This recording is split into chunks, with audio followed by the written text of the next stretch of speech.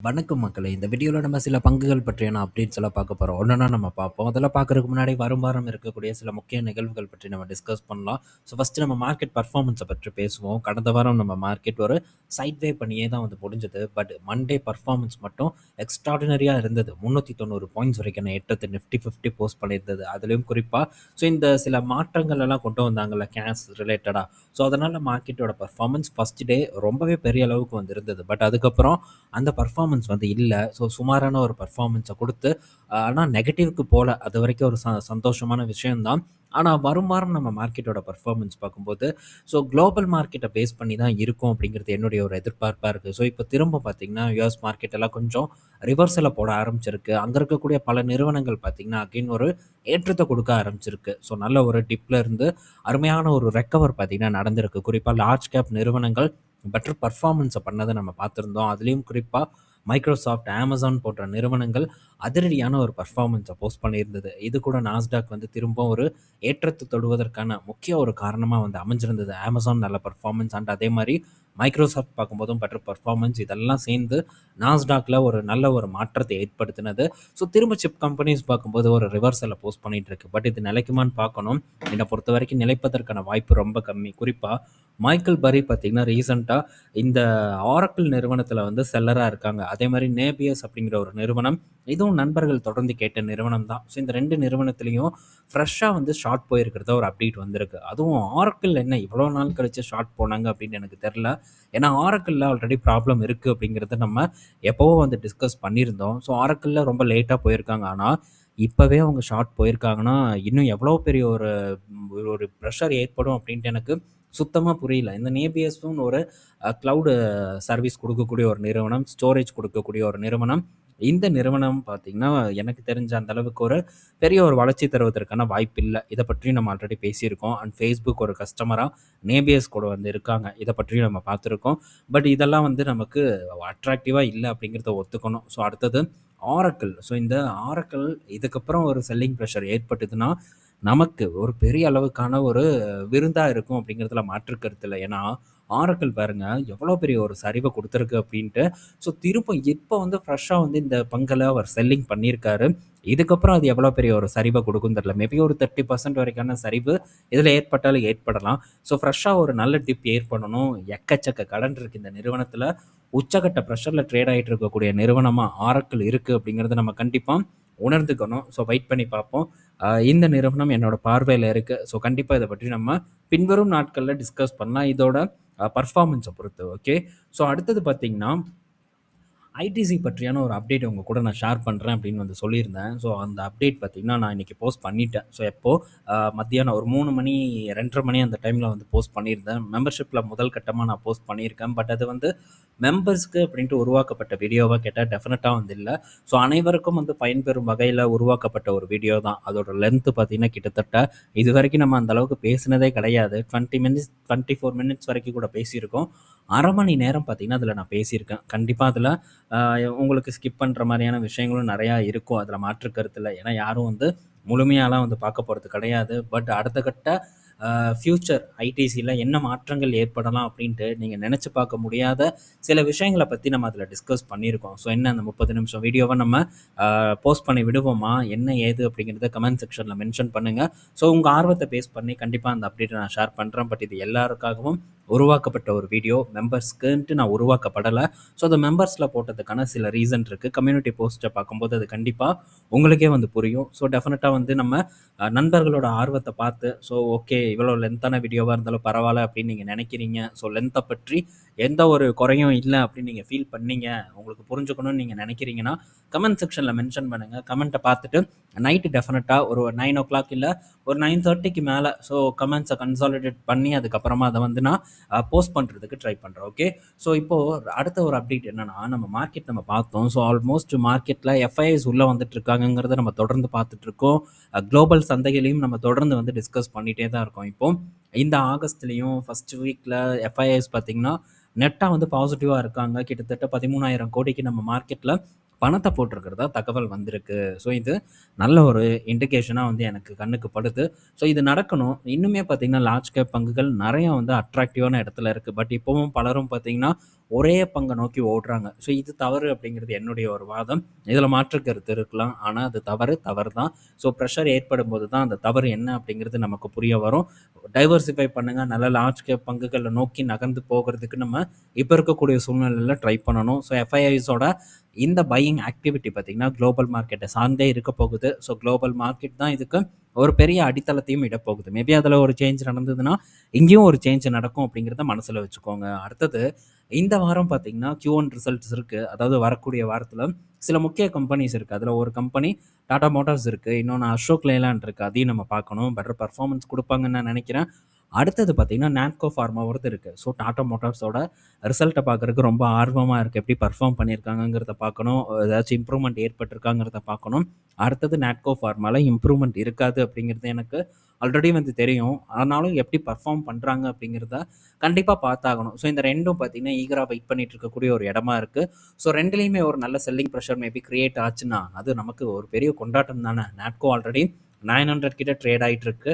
But last ரிசல்ட்டில் வந்த ஒரு impact திரும்ப ஏற்பட்டதுன்னா சூப்பராக இருக்கும் அப்படின்னு நான் நினைக்கிறேன். ஏன்னா லாஸ்ட் ரிசல்ட் வருவதற்கு முன்னாடி Q4 ரிசல்ட் வருவதற்கு முன்னாடி கிட்டத்தட்ட 1200 மேலே ட்ரேட் ஆகிட்டு இருந்தது. பட் வந்ததுக்கப்புறம் பார்த்தீங்கன்னா 842 போயிருக்கு. 1200 கிட்டத்தட்ட 400 வரைக்கான ஒரு சரிவு ரிசல்ட்டுக்கு அப்புறம் நாட்கோல ஏற்பட்டது. ஸோ அதே ஒரு 400 கிட்ட இல்லை, அட்லீஸ்ட் ஒரு 300, அட்லீஸ்ட் ஒரு 250. ஸோ இந்த மாதிரியான ஒரு சரிவு ஏற்படுமா அப்படிங்கிறது நான் ஈகராக பார்த்துட்டு இருக்கேன். இன்கேஸ் நடந்ததுன்னா ரொம்ப வந்து சந்தோஷமாக இருக்கும். ஸோ நடந்ததுன்னா இதை பற்றி நம்ம இன்னும் வந்து விவரிக்கிறதுக்கு ட்ரை பண்ணுவோம். ஆனால் உங்கள் பார்வை இந்த நிறுவனங்கள் மேலே இருக்கணும்னு நான் நினைக்கிறேன். பட் நான் சொல்ல வேண்டிய அவசியம் கிடையாது. அனைவரோட பார்வையும் இந்த நிறுவனங்கள் பின்னாடி தான் இருக்கும். 1600 இருந்தபோது கூட இந்த நிறுவனத்தின் மீதான பார்வை யாருக்கும் போகலை. அப்போவும் அட்ராக்டிவாக தான் இருந்ததுன்னாங்க, இப்போவும் அப்படி தான் இருக்குங்கிறாங்க. பட் நம்மளோட ஒரு கணக்கு, ஸோ சரியான நேரத்தில் சரியான இடத்துல முதலீடு பண்ணணுன்ட்டு ஒரு கொள்கை நமக்கு இருக்குது. ஸோ சில பேர் எல்லாம் நினைப்பாங்க எவ்வளோ வாங்க முடியும் நம்மளால், ஸோ எப்படி லார்ஜ் குவான்டிட்டிஸை நம்மளால் பை பண்ண முடியும் அப்படிங்கிற ஒரு கவலை இருக்குது. ஏன்னா நம்ம ஒரு மிடில் கிளாஸில், ஸோ நம்ம வந்து பெரிய அளவுக்கு பணத்தை வந்து போட முடியாது. ஒரு 200 குவான்டிட்டி, ஒரு 300 குவான்டிட்டி நம்மளால் வாங்க முடியாது. அதனால் நம்ம சிப்பு தான் பண்ணணும். ஸோ எல்லா வேலையிலையும் நம்ம வாங்கிக்கிட்டே இருக்கணும். 1 2 வாங்கி தான் பொசிஷன் பில்ட் பண்ணணும் அப்படிங்கிற ஒரு தவறான முடிவை கையில் எடுத்துக்கிறாங்க. ஏன்னா அவங்களே அண்டர் எஸ்டிமேட் பண்ணிக்கிறாங்க. ஸோ அப்படி நினச்சி தொடர்ந்து எல்லா விலையிலையும் வாங்கி ஒரு கணிசமான குவான்டிட்டி ஆட் பண்ணுறாங்க. ஆனால் ஆவரேஜ் ப்ரைஸ் பார்க்கும்போது ஒரு நல்லா இல்லாத இடத்துல ஆவரேஜ் ப்ரைஸ் வந்து அவங்களுக்கு அமையுது. பட் நம்மளால் வாங்க முடியாதா? மிடில் கிளாஸ் மக்களால் ஒரு நல்ல குவான்டிட்டிஸ் வாங்க முடியாதா அப்படின்னு கேட்டால் கண்டிப்பாக முடியும். ஏன் எப்படி முடியும் அப்படின்னு கேட்டிங்கன்னா, ஸோ இந்த நிறுவனம் நான் எப்போன்னு சொல்கிறேன். ஸோ இந்த நிறுவனம் பார்த்தீங்கன்னா 2024 ஸோ செப்டம்பர் சேம் அதே டாடா மோட்டார்ஸ் இருந்த நேரத்தில் தான். ஸோ இப்போ நம்ம வந்து Tata Motors and Natco pharma ரெண்டுலேயும் பிரச்சனை இருக்குங்கிறத பற்றி அந்த நேரத்தில் டிஸ்கஸ் பண்ணியிருந்தோம். அண்ட் அதுக்கு மாற்று திட்டத்தையும் வந்து நம்ம கொடுத்துருந்தோம். ஸோ என்ன சொல்லியிருந்தோம், ஸோ இதுக்கு பதிலாக நம்ம ஒரு நல்ல கன்சர்வேட்டிவ் ஃபண்ட்லேயோ இல்லை ஏதாச்சும் ஒரு லிக்விட் ஃபண்ட்லேயோ வேறு ஏதாச்சும் ஒரு இடத்துலையோ சிப் பண்ணுறதை பற்றி ட்ரை பண்ணலாம், திங்க் பண்ணலாம். மியூச்சுவல் ஃபண்ட்ஸில் நம்ம முதலீடு பண்ணுறதை பற்றி திங்க் பண்ணலாம். ஸோ ஒரு இந்நேரம் நம்ம பண்ண ஆரம்பிச்சிருந்தா 2 வருடம் ஆயிருக்கும். ஸோ உங்களால் கேபிட்டல் ரெடி பண்ண முடியலைன்னா, இந்த மாதிரி ஒரு நல்ல ஒரு லோவஸ்ட் ப்ரைஸில் லம்சம் பண்ண முடியல அப்படின்னு நினச்சிங்கன்னா 2 வருடம் இந்த நாட்கோ ஃபார்மாவில் முதலீடு பண்ணுறீங்க அப்படின்னு நினச்சிட்டு தொடர்ந்து வந்து அந்த ஃபண்டில் போட்டிருந்தா ஒரு கணிசமான தொகை உருவாயிருக்கும். ஸோ எப்படியும் கிட்டத்தட்ட 2 ஃபண்ட்லையும் சேர்த்து அட்லீஸ்ட் ஒரு 2 லட்சம் நம்ம சேர்த்திருக்கிறனாலும் அதில் 1 லட்சம் இதில் 1 லட்சம் ஈஸியாக வந்து நம்ம முதலீடு பண்ண முடியும். ஒரு லம்சம் நம்மளாலையும் பண்ண முடியும். அதுவும் எந்த இடத்துல ஒரு லோவஸ்ட் ப்ரைஸில் நம்மளால் லம்சம் பண்ண முடியும். ஸோ என்னால் முடியாது அப்படின்ட்டு திட்டமே இடாமல் நம்ம பாட்டுக்கு முடிவெடுத்து தொடர்ந்து 500 இருந்து தொடர்ந்து பார்த்தீங்கன்னா 1600 வரைக்கும் எஸ்ஐபி பண்ணுனா, ஸோ ஒரு வெல்த் கிரியேட் பண்ண முடியும்னு நீங்கள் நினச்சிங்கன்னா அந்த முடிவு தவறான முடிவு அப்படிங்கிறது என்னோட பார்வை. ஸோ மிஸ் ஆயிருச்சுன்னா என்ன பண்ணுறதுங்கிற கேள்வி இருக்கும். ஸோ சில இடத்துல சிப் பண்ணணும், அதுவும் நல்ல விலை வரும்போது. உதாரணத்துக்கு லார்ஜ் கேப் பங்குகள் எடுத்துக்கலாம். ஸோ இந்த மாதிரி ப்ரெஷர் இருக்கக்கூடிய பங்குகளில் இந்த சிப்பு முறையை நீங்கள் கையாண்டிங்கன்னா அது வந்து தவறாக தான் வந்து போய் முடியும். ஸோ ஐடிசியில் சிப் பண்ணுறோமா தவறில்லை, ஹெச்டிஎஃப்சியில் பண்ணுறோமா, ரிலையன்ஸில் பண்ணுறோமா, டிசிஎஸில் பண்ணுறோமா, இதெல்லாம் வந்து தவறில்லை. ஆனால் ஸோ இந்த மாதிரி நிறுவனங்களில் போய் அவசரப்பட்டு விட்டால் வாங்க முடியாதுன்ட்டு எல்லா வேலையிலயும் 1, 2, 1, 2ன்ட்டு வாங்கி நான் போர்ட்ஃபோலியோவை பில்ட் பண்ண போறேன்ட்டு பில்ட் பண்ணா, அது தவறா தான் முடியும் அப்படிங்கிறது என்னோட பார்வை. அப்பப்போ வந்து நான் இத பற்றி எப்படி வந்து நம்ம பண்ணணும் அப்படிங்கிற ஜென்ரலான விஷயங்கள பற்றி டிஸ்கஸ் பண்ணிட்டு தான் இருக்கேன். நான் மிடில் கிளாஸ் என்கிட்ட பணம் இல்ல அப்படின்னு நெனச்சுட்டு நீங்க அசால்ட்டாலாம் நெனச்சுக்க வேண்டாம். நம்மளால முடியும். சின்னதா நம்ம இந்த நிறுவனத்தில எஸ்ஐபி பண்றோம் அப்படின்னு நினைச்சு நாங்க பண்ணுனாலே, ஒரு வெற்றிய நம்மளால அனுபவிக்க முடியும் அப்படிங்கிறது தான் என்னோட கருத்து. ஃபர்தரா நம்ம இத பற்றி இன்னும் பல விஷயங்கள், பல பங்குகள் பற்றி எல்லாம் டிஸ்கஸ் பண்ணுவோம். எப்படி நம்ம ஒரு லம்ப் இன்வெஸ்டரா மாறணும் அப்படின்ட்டு. இந்த சிப்ல இருந்து நம்ம கண்டிப்பா லம்சம் மாறணும். அதுக்காக சிப் தவறான முறை கிடையாது. சிப் அருமையான முறை. ஆனா அது எங்க பண்றோம் அப்படிங்கிறது ரொம்ப முக்கியம். எல்லா இடத்துலயும் கொண்டு போய் அந்த சிப்ப இம்ப்ளிமெண்ட் பண்ணா, அந்த சிப்பு வெற்றிகரமான சிப்பா அமையாது அப்படிங்கிறது என்னுடைய ஒரு பாயிண்ட்டா இருக்கு. ஓகே. நெக்ஸ்ட் பார்த்தீங்கன்னா, ஜெஃப்ரீஸ் அவங்களுடைய போர்ட்ஃபோலியோல இருந்து HDFC பேங்க்க வெளிய தள்ளியிருக்காங்க. என்னடா இது HDFC பேங்க்க வெளிய தள்ளிட்டாங்களா அப்படிங்கிற ஒரு அதிர்ச்சி இருக்கலாம். ஆனா இவன் வெளிய தள்ளிட்டான் அப்படிங்கிறதுக்காக நம்ம ஒண்ணும் பயப்படுறதுக்கு வேண்டிய ஒண்ணும் இல்ல. இவன் வெளிய தள்ளிட்டு மற்ற பங்குகள உள்ள எடுத்திருக்காங்க. பாலிசி பஜார், REC போன்ற பங்குகள்ல வெளிய போயிருக்காங்க. அண்ட் MCI அடுத்தது லென்ஸ்கார்ட், பஜாஜ் ஃபினான்ஸ்ல அவங்க முதலீடு பண்ணியிருக்கிறதா தகவல் வந்திருக்கு. இதுல சில பங்குகள் ஆல்ரெடி நல்ல ஒரு ராலி கொடுத்த நிறுவனம் தான். பெர்ஃபார்ம் பண்ணாத நிறுவனமான HDFCயை விட்டுட்டு இந்த மாதிரி நிறுவனங்கள் பின்னாடி போனது அவ்வளோ ஒரு நல்ல மூவாக எனக்கு தெரில. பட் இவங்களுக்கு எப்படி பணம் பண்ணணும்னு தெரியும். இவங்க டெஃபினட்டாக பண்ணுவாங்க. பட் நம்மளால் பண்ண முடியாதுங்கிறத இந்த இடத்துல நான் தெரியப்படுத்திக்கிறேன். அடுத்தது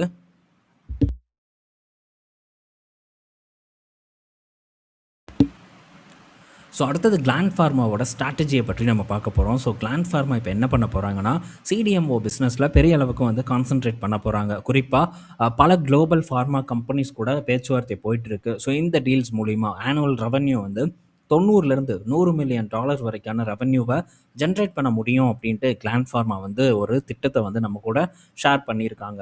CDMO பிஸ்னஸ் ஒரு ஹாட்டான பிஸ்னஸ். கண்டிப்பாக ஒரு பெரிய ஒரு வளர்ச்சியை தரக்கூடிய ஒரு பிஸ்னஸ். அதில் மாற்று கருத்தே இல்லை. ரொம்ப முக்கியம் தான். பட் அதே நேரத்தில் நான் ஒரு CDMO கம்பெனியை வந்து இதுக்கு முன்னாடி சூஸ் பண்ணியிருந்தேன். அது ஒன் சோர்ஸு. அதை சூஸ் பண்ணதுக்கான ரீசன் என்ன அப்படிங்கிறத பற்றியெல்லாம் உங்கள் கூட இதுக்கு முன்னாடி நான் டிஸ்கஸ் பண்ணியிருக்கேன். அண்ட் அதை ஆர்டிக்கல் வடிவத்திலையும் உங்கள் கூட நான் ஷேர் பண்ணியிருக்கேன். CDMO அப்படின்ட்டு எல்லா CDMOவையும் நம்ம பிடிக்க முடியாது. எந்த இடத்துல ஒரு நியர் டேர்மில் ஒரு நல்ல சான்ஸ் இருக்கும், அப்படிப்பட்ட நிறுவனத்தின் பின்னாடி போவது, அந்த ஒரு நல்ல வேல்யூவில் இருக்கக்கூடிய ஒரு நிறுவனத்தின் பின்னாடி போவது தான் நமக்கு வெற்றியை கொடுக்கும் அப்படிங்கிறத இதன் மூலிமா நான் ஷேர் பண்ணிக்க ட்ரை பண்ணுறேன். வெயிட் பண்ணுவோம். இன்னும் வந்து அதுக்கான டைம் இருக்குது ஒரு பூமுக்கான. அந்த பூம் நடக்கும்போது கண்டிப்பாக ஒரு பெரிய அளவுக்கான ஒரு மாற்றம் ஏற்படும் அப்படிங்கிறதுல மாற்று கருத்து இல்லை, ஒன் சோர்ஸை பொறுத்த வரைக்கும். அடுத்தது சில கம்பெனிஸோட IPO வரக்கூடிய வாரத்தில் இருக்குது. அதில் 2 நிறுவனம் முக்கியமான நிறுவனம். ஒன்று மில்கி மிஸ்ட், அடுத்தது தூத் டிரான்ஸ்மிஷன் அப்படிங்கிற ஒரு நிறுவனம். இந்த தூத் டிரான்ஸ்மிஷன் நிறுவனம் பார்த்தீங்கன்னா மதர்சன் மாதிரி தான். வயரிங், ஹார்னஸ், அதுக்கப்புறம் ஆட்டோ காம்பனன்ட் சிலவற்றையெல்லாம் தயாரிக்கக்கூடிய ஒரு நிறுவனமாக வந்து இருக்குது. அது கொஞ்சம் இன்ட்ரெஸ்டிங்காக இருந்தது பிஸ்னஸ் பார்க்கும்போது. வரக்கூடிய வீடியோஸில் பார்ப்போம். இன்றைக்கி ஆஃப்டர்நூன் நான் போஸ்ட் பண்ணணும்னு நான் நினச்சேன். பட் இந்த ITC வீடியோவில் வந்து கொஞ்சம் பிஸியாக இருந்த ஒரு காரணத்தினால என்னால் அந்த ஒரு பதிவை வந்து போஸ்ட் பண்ண முடியல. பட் இதை வந்து அப்கமிங் வீடியோஸில் நம்ம வரக்கூடிய நாட்களில் டிஸ்கஸ் பண்ணலாம். மில்கி மிஸ்ட்டை பற்றியும் வரக்கூடிய நாட்களில் நாளைக்கு இல்லை நாளன்னைக்கு நம்ம இதை பற்றி கண்டிப்பாக விவரமாக வந்து பார்ப்போம். அடுத்தது ABFRLோட ரிசல்ட் வந்திருக்கு. வழக்கம் போல் ABFRLோட பர்ஃபார்மன்ஸ் பார்த்திங்கன்னா சுமாராக தான் இருக்குது. நான் இதுக்கு முன்னாடி சொன்னேன் ரிஸ்கி ஸ்டாக் ஃபோக்கஸில் இது இருக்குது அப்படின்ட்டு. என்னோட கவனத்தில் இது இருக்குது அப்படின்ட்டு. பட் எந்த ஒரு முடிவும் நான் இந்த நிறுவனத்துலலாம் எடுக்கலை. இன்னும் பார்த்திங்கன்னா நிறுவனம் ஒரு ப்ரெஷரை ஃபேஸ் பண்ணிகிட்டு இருக்கு. இன்னும் லாஸ் மேக்கிங் நிறுவனமாக தான் ABFRL பார்த்திங்கன்னா இருந்துட்டு வந்துட்டுருக்கு. ஒரு நல்ல ஒரு இடத்துக்காக நான் காத்துட்ருக்கேன் இந்த நிறுவனத்தை பொறுத்த வரைக்கும். அந்த இடம் வருமா அப்படின்ட்டு எனக்கு தெரியல. மேபி வந்ததுன்னா அந்த டைமில் இதை பற்றி நம்ம இன்னும் வந்து விவரமாக வந்து விவரிப்போம்.